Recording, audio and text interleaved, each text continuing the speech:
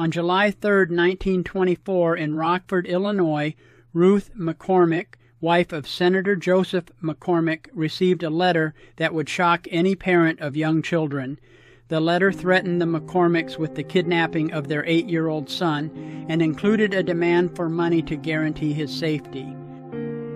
The senator was on a trip to France, but fortunately, James Keeley, a close friend of the family, was with Mrs. McCormick that morning. This was only weeks after the horrendous kidnapping and murder of 14-year-old Bobby Franks by teenagers Nathan Leopold and Richard Loeb in Chicago, so that highly publicized crime was surely playing through the minds of Ruth McCormick and James Keeley as they anxiously discussed how to proceed. Welcome to an audio version of an original article by Kathi Kresol, historian and operator of Haunted Rockford Paranormal Events, Rockford, Illinois. This audio presentation is entitled A Most Devious Plan. It's an audio version of a 2017 original story by Kathi. The article first appeared in the Rock River Times. This audio article is produced by Thomas Saunders for Haunted Rockford. Copyright 2025. The evening was warm and muggy, a July night in northern Illinois. The events that unfolded on a back road at the border of Winnebago and Ogle counties were anything but typical, however. A dark car pulled over to drop off 2 men before moving on to the intersection known as Westfield Corners. Once the automobile reached the intersection, a third man exited the car and walked to the side of the road. Glancing around nervously, he bent down to place a package underneath a large blackberry bush. He hurried back to the car, which then sped off. The 2 men left by the side of the road were understandably nervous. They were private detectives who had been hired by a private party to apprehend anyone who retrieved the package.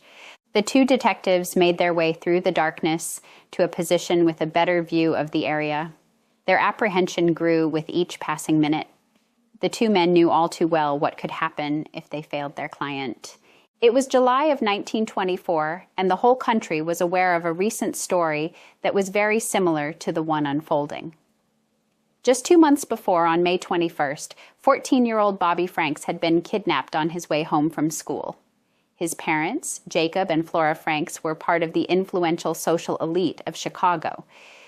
They lived in the South Kenwood suburb of Chicago filled with large homes and mansions. The family became alarmed when Bobby didn't arrive from school at his usual time.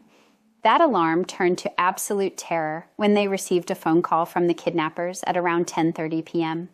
The caller stated that they had taken Bobby and that in order to ensure his safe return, the Franks would need to gather a large sum of money. The caller also mentioned that further instructions would be delivered by mail. The letter came the next morning around the same time that a body of a young boy was discovered inside of a culvert on the city's east side. Bobby Franks had been ruthlessly murdered by 2 teenagers, Nathan Leopold and Richard Loeb. The thought of this recent crime must have played through the minds of all involved with the incidents that took place on that night of July 3rd, 1924. It certainly was in the thoughts of the 2 detectives as they waited in the muggy night for some sign of the kidnappers. It was just before midnight when the 2 detectives finally spotted their quarry. They saw 2 men walking through the nearby field. The older of the 2 men glanced around to see if anyone was looking before he darted to the side of the road. He immediately went to the blackberry bush and fumbled around before obtaining the package that was there. He rejoined his partner, and the 2 men began to walk quickly down the road. The 2 detectives sprang from their hiding place and quickly caught up with the 2 suspects. The dark car that had dropped the detectives off now returned, and the suspects were forced inside.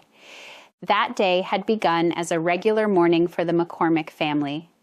Ruth McCormick, whose husband was Senator Joseph Medill McCormick, was used to her husband's busy schedule of traveling. This time, his journey was to France for a family matter.